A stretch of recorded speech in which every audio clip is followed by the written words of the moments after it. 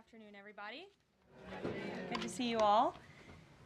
The thoughts and prayers of the entire White House remain with all of the Catholics around the world who are mourning the death of Pope Francis. Pope Francis touched millions of lives and dedicated his life to serving the Catholic Church. As a mark of respect for his memory, President Trump ordered flags be flown at half-staff, and he will be traveling to attend his funeral in Rome. The president will depart from Washington on Friday morning and return to the United States on Saturday evening following the funeral service. I can also confirm the dates of the president's trip to the Middle East. He will travel to Saudi Arabia, Qatar, and the United Arab Emirates from May 13th until May 16th. And on Thursday of this week, President Trump will welcome Norwegian Prime Minister at the White House for a working visit. The two leaders will discuss trade and regional security. This will be the 13th head of state visit of President Trump's term already. At the border, President Trump continues to deliver on his promise to make America safe again. The Wall Street Journal captured the Trump effect in a recent article. Border crossings grind to a halt as Trump's tough policies take hold. U.S. Customs and Border Protection recorded its lowest southwest border crossings in history in March, and we're seeing the same successes at our northern border. Here's how the New York Post put it. Northern border sector previously overrun by illegal migrants sees dramatic drop in crossings. We haven't seen anyone since November, end quote. According to U.S. Customs and Border Protection, just 54 illegal aliens were apprehended in the Swanton sector of our northern border, which stretches more than 300 miles in March. This is a drastic 95% drop from the more than 1,000 border crossings that were caught in March 2024. This is a main hotspot area that recorded more than 80% of all apprehensions along the northern border during the 2024 fiscal year. And new reporting from the Washington Times fully highlights the difference in Joe Biden's disgraceful approach to the border compared to President Trump's. Under Trump, border catch and release has dropped 99.99% from worst Biden month. You can't get much better than that. This statistic in particular is astounding. Border Patrol agents caught and immediately released 189,604 illegal aliens into the United States in December 2023 at the height of the Biden border crisis. But under President Trump, Border Patrol agents caught and released only 20 illegal aliens into the U.S. in the month of February. Thanks to President Trump, operational control of the border is becoming a reality, and the administration's historic enforcement measures are yielding huge results. Illegal aliens are finally getting the blunt message. If you cross the border illegally, you will be swiftly deported and never return to the United States of America. Efforts to arrest the criminal illegal alien invaders are continuing to ramp up. ICE Chicago arrested a Mexican national convicted of predatory sexual assault of a child in Cook County, Illinois. This week, ICE Denver arrested a Mexican national convicted of sexual assault of a child in Houston County, Texas. ICE Miami arrested a Nicaraguan convicted of aggravated battery in Hillsborough County, Florida. ICE Houston arrested a Salvadorian national convicted of attempted sexual assault of a child in Escape in Dallas County, Texas. And ICE Chicago arrested a Mexican national convicted of aggravated sexual abuse of a minor in Illinois. Despite the Democrats' insane objections, President Trump will continue to embolden law enforcement officers to arrest dangerous legal alien criminals and keep our communities safe. And also thanks to President Trump's America First economic approach, investments continue to pour into our country. Swiss pharmaceuticals company announced they will be investing $50 billion in the United States over the next 5 years, creating 12,000 new quality jobs. Regeneron Pharmaceuticals also agreed to pay Fujifilm Technologies more than $3 billion over the next decade to help manufacture its medicines in the United States. It's a top priority for President Trump to ensure we are producing critical medicines and pharmaceutical drugs right here in America, and that is exactly what we continue to see happen every day. In other news, the Trump administration has announced we will put an end to Joe Biden's illegal student loan bailout attempts. No student loan has been referred to collection since March of 2020. That comes to an end. On May 5th, the Department of Education will resume involuntary collections for borrowers with defaulted federal student loans. The student loan portfolio controlled by the federal government is nearly $1.6 trillion, but fewer than 4 out of 10 borrowers are in repayment. This is unsustainable, unfair, and a huge liability for American taxpayers. Debt cannot be wiped away. It just ends up getting transferred to others. So why should Americans who didn't go to college or went to college and responsibly paid back their loans pay for the student loans of other Americans? The Trump administration will never force taxpayers to pay student loan debts that don't belong to them. Student loan borrowers need clarity, and we're finally giving it to them. Borrowers will now be clearly expected to repay their loans, and those who default on their loan obligations will face involuntary collections. The government can and will collect defaulted federal student loan debt by withholding money from borrowers' tax refunds, federal pensions, and even their wages. America is $36 trillion in debt. We must get our fiscal house in order and restore common sense to our country. If you take out a loan, you have to pay it back. It's very simple. President Trump will not kick the can down the road anymore. Before we open it up to questions today, I want to commend our pool photographer who is in the room with us today. ABC News photojournalist Melissa Young is retiring after 44 incredible years on the job, covering here at the White House.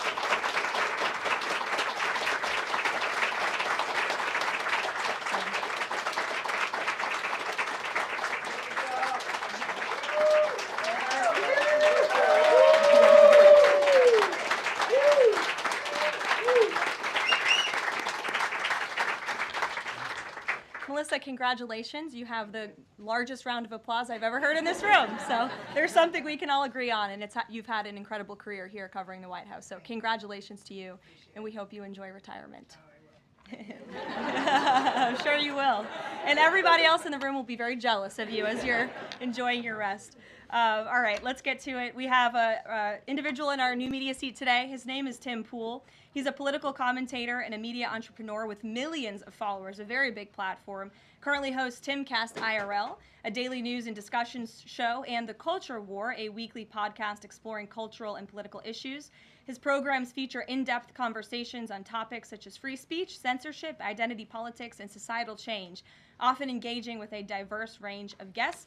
He's in Washington today because we are also hosting a local media row across the street in the Eisenhower Building, which is a testament to our commitment to bring new voices into the White House to cover the president and this administration. So, Tim, why don't you kick us off today? Yes. Many of the news organizations that are represented in this room have marched in lockstep on false narratives, such as the Very Fine People hoax, the Covington smear, and now what's being called the Maryland Man hoax, where an MS-13 gang member adjudicated by two different judges, I believe, is just simply being referred to as a Maryland Man over and over again. Now, in an effort from the White House to expand access to new companies, you've created this new media seat. So I'm wondering if you can comment on following this expansion, you've had numerous outlets disparage the companies that you've had sit here, as well as the reporters. I'm wondering if you could comment on the unprofessional behavior, as well as elaborate if there's any plans to expand access to new companies. Sure. Well, we certainly welcome diverse viewpoints in this room, which is one of the reasons we have you in here, and there's many new faces in this room in comparison to the previous administrations. We want to welcome all viewpoints into this room. We welcome unbiased journalists who really care about the truth and the facts and the accuracy, and you rightfully pointed out the Maryland Man story, which I, from this podium, when The Atlantic published it, on that very first day, I came to this podium and said, this is wrong. The press in this room have this story wrong, and we have seen more and more evidence come to the table that we have had all along. We were always right. The president was always on the right side of this issue to deport this illegal criminal from our community. And it is despicable to see the media continue to refer to this individual as someone who is just a peaceful man living his life in Maryland. This was and always has been an illegal criminal, an MS-13 gang member, and a designated foreign terrorist. And the administration maintains our position to deport these individuals from our community. So thank you for being here, Tim. It's great to see you. Thank you. Dasha, why don't you kick us off? Thank you, Karoline. You're welcome. I really appreciate it. I have two questions, one on the Pentagon and another on the economy. You said on Fox News that the entire Pentagon is working against Secretary Hegseth, but the people who were fired were Hegseth's own guys. So how do you square that, and what do you say to concerns that that's bad management? They were Pentagon employees who leaked against their boss to news agencies in this room, and it's been clear since day one from this administration that we are not going to tolerate individuals who leak to the mainstream media, particularly when it comes to sensitive information. And the Secretary of Defense is doing a tremendous job, and he is bringing monumental change to the Pentagon. And there's a lot of people in this city who reject monumental change, and I think, frankly, that's why we've seen a smear campaign against the Secretary of Defense since the moment that President Trump announced his nomination before the United States Senate. Let me reiterate, the President stands strongly behind Secretary Hegseth in the change that he is bringing to the Pentagon, and the results that he's achieved thus far speak for themselves. Is there an FBI investigation into the leaks? The Secretary said that these people would be prosecuted, so is the FBI investigating? You'd have to ask the FBI, you have to ask the Department of Justice on what they plan to do, but certainly we take leaks with the utmost seriously across this administration. You've seen people fired from the Department of Homeland Security. The President has made it clear it's an unacceptable behavior. And on the economy, Caroline, Peter Navarro said that it's perfectly possible to do 90 deals in 90 days. We haven't seen one just yet. How soon might we see a deal, and what evidence can you share that progress is being made in these trade negotiations? Sure. Well, I spoke to our entire trade team this morning. There is a lot of progress being made. We now have 18 proposals on paper that have been brought to the trade team. Again, these are proposals on paper that countries have proposed to the Trump administration and to our government. You have Secretary Bessent, Secretary Lutnick, Ambassador Greer, NEC Director Hassett, and Peter Navarro, the entire trade team, meeting with 34 countries this week alone. We are moving at Trump speed to ensure these deals are made on behalf of the American worker and the American people. And just yesterday, it seemed to get a little bit lost in the news, and I think it's a disservice to the American public that it did. The Vice President announced terms of reference for a trade deal with India. That is a big deal.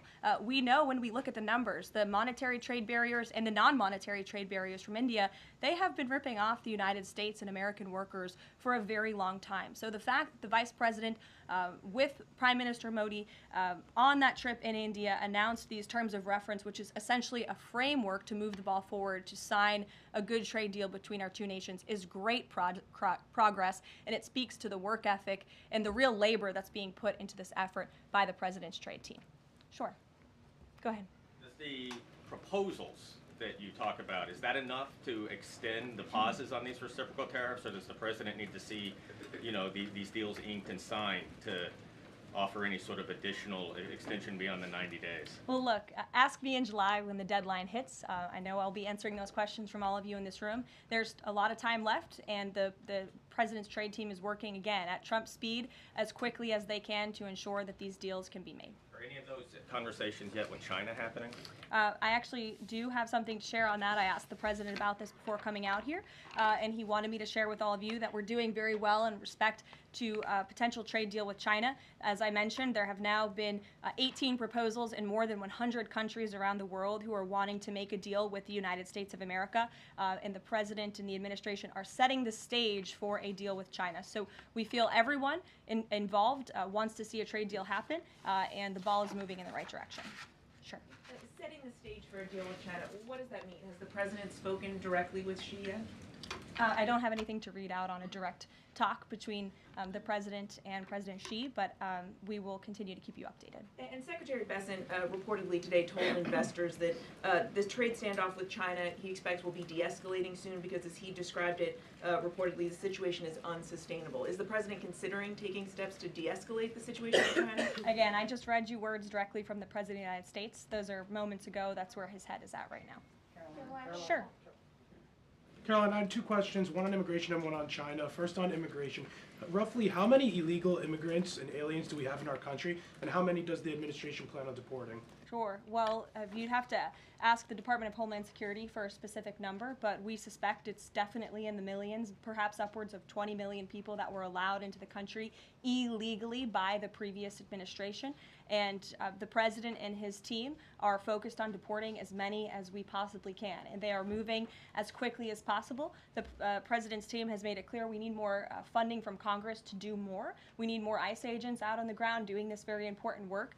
And we also need rogue district court judges to stop acting as judicial activists, trying to block the administration from deporting illegal criminals from our nation's interior. The American public elected the president to do this, and he's following through with that promise. And we have over 250,000 Chinese nationals in our country right now on student visas. Does the administration believe there's any national security concern when it comes to those over 250,000 Chinese nationals in our country? Well, as you know, when it comes to foreign visas, the Secretary of State has the right to revoke visas of those who we feel are acting in a adversarial way to our foreign policy interests here in the United States. He has that authority according to the Immigration and Nationality Act. So I would defer you to the State Department for any individual case, but they are looking at individuals who are given the privilege of being on a visa in our country, and if they are acting, again, adversarial to our foreign policy interests, their visa can be revoked, and they should be aware of that. Sure, go ahead. Yes, I'm calling on you. Thank you, Caroline. You're welcome. Over the last few weeks, several countries have warned their citizens about travel to the U.S., and the Department of Commerce's own stats know that show that from a lot of countries, the number of visitors is falling. Does the White House have any message for people that might be reconsidering business or tourism travel to the U.S.? Where did you see that report? With the statistics coming from the Department of Commerce, Said what? It's That- hard to hear you. Sorry. that visitors from a lot of countries have fallen in the last 3 months. I'd have to look at that report to comment on the merits of it. I think most people around the world recognize the United States of America is a great place to do business. It's a beautiful place to visit, and they should certainly come here because it's a much safer country than it was 4 years ago under the previous president. Libby, good to see you. Caroline, a question about this upcoming announcement from HHS to ban food dyes. During the first week of the administration, the FDA announced that it's pulling its plan to ban menthol cigarettes. So 2 questions for you. How do you square a ban on menthol cigarettes being pulled and then announcing this ban on food dyes? And then how does the president feel about this upcoming ban that RFK is going to announce? Sure. Well, look, the Secretary of Health and Human Services, the president nominated him because he trusts him to make this country healthy again. It's not just a slogan. It really is a movement that has broken ground across the country. There's millions of people who believe in RFK Jr., Secretary Kennedy, and what he's doing. I don't want to get ahead of HHS with this historic announcement later and the details of it, but obviously the Secretary feels that he has reason and evidence to announce the ban on artificial dyes later, and I'll let him speak to that this afternoon. Phil. The president started the process of reclassifying more than 50,000 federal employees as Schedule F. We've already seen him march through a number of government agencies. I'm curious, should we expect mass firings, or is this a case-by-case approach, a scalpel or a sledgehammer?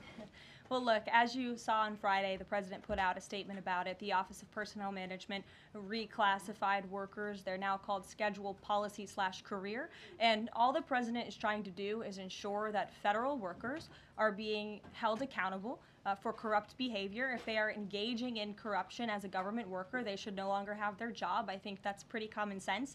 He also believes that bureaucrats should be acting in accordance to the will of the American public, who duly elected this president. Not just this president, but all future presidents. If you work for the government, you should be adhering to the will of the American public and advancing the administration's goals and interests. And if you are not doing that, then you should go find another job whose interests you align with. So as for specific firings, I would defer you to the specific agencies, but the president in this move and Office of Personnel Management, it will make it easier to get rid of rogue bureaucrats who are engaging in corruption. And then another quick question about Sure. Google, real quick. A federal court ruled last Thursday that Google's dominance of online advertising and ad tech markets violated U.S. antitrust laws.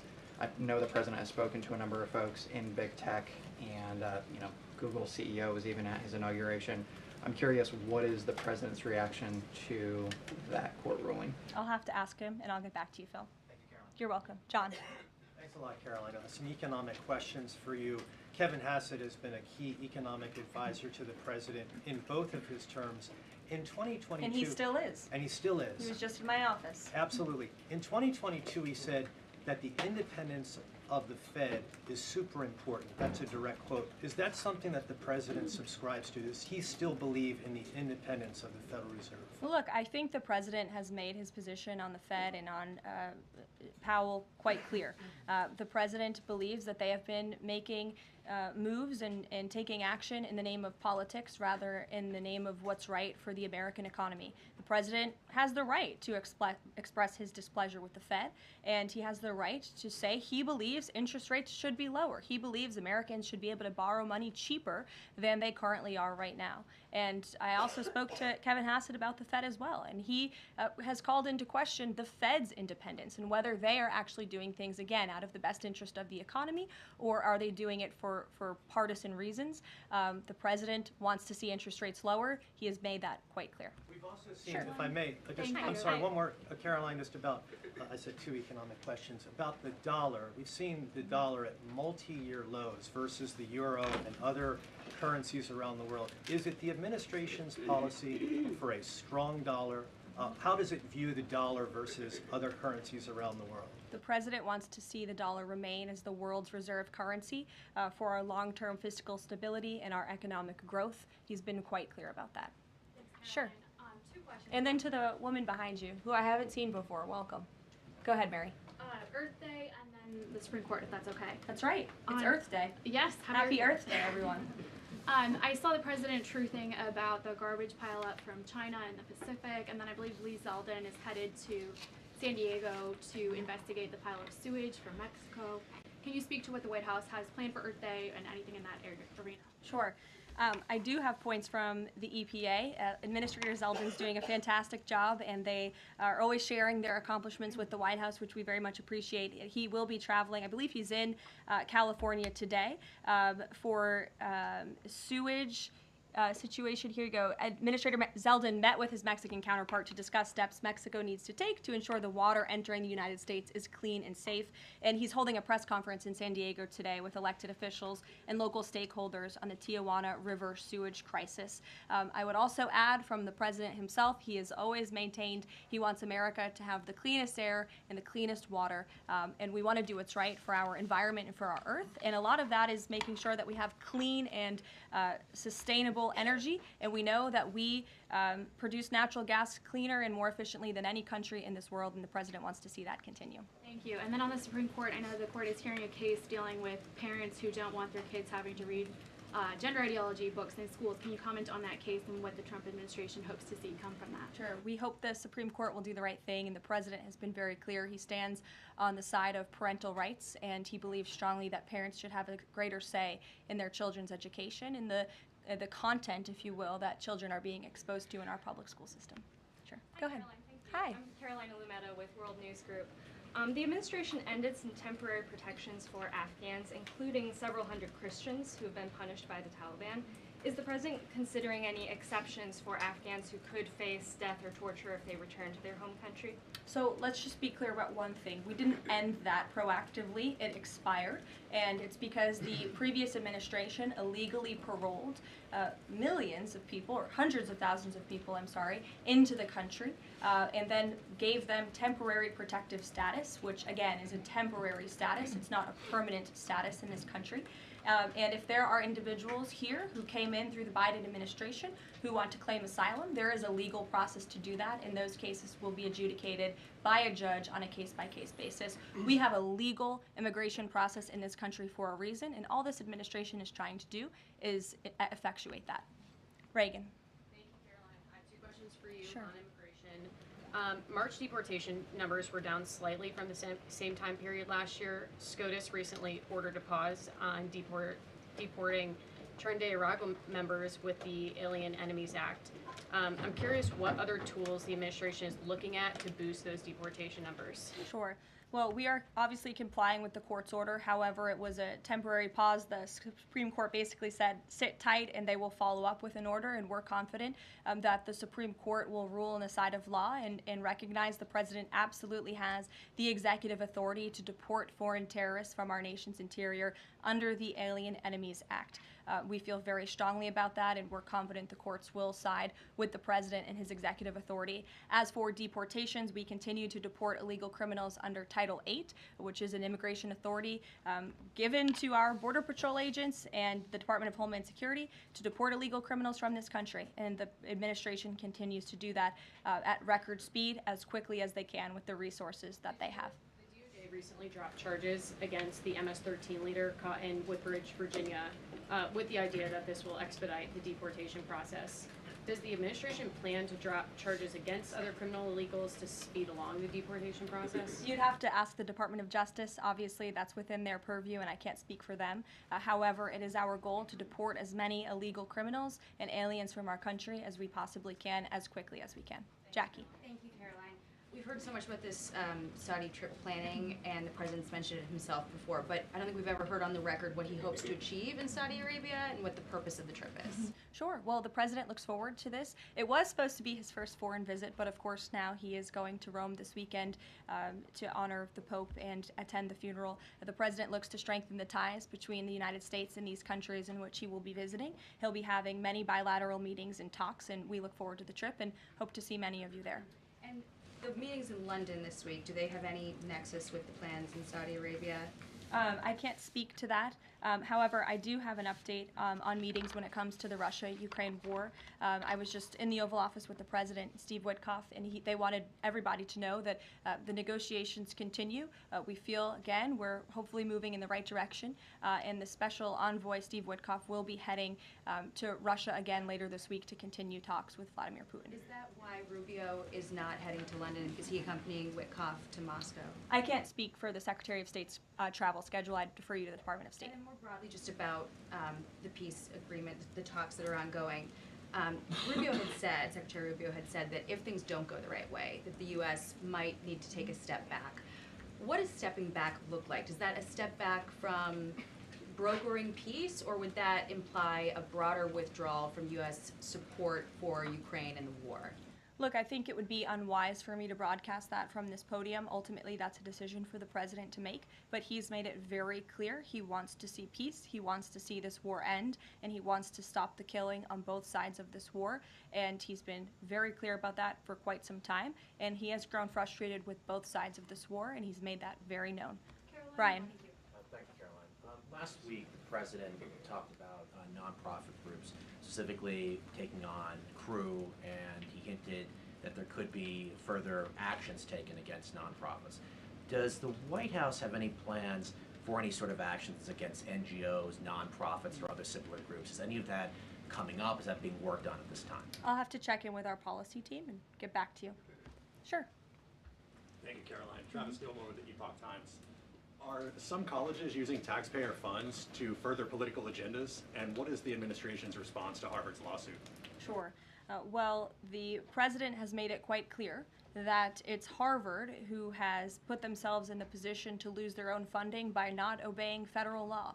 And we expect all colleges and universities who are receiving taxpayer funds to abide by federal law. It's quite simple. And the president made it clear he's not going to tolerate violations of federal law. He's not going to tolerate illegal harassment and violence towards Jewish American students or students of any faith on our campuses across the country.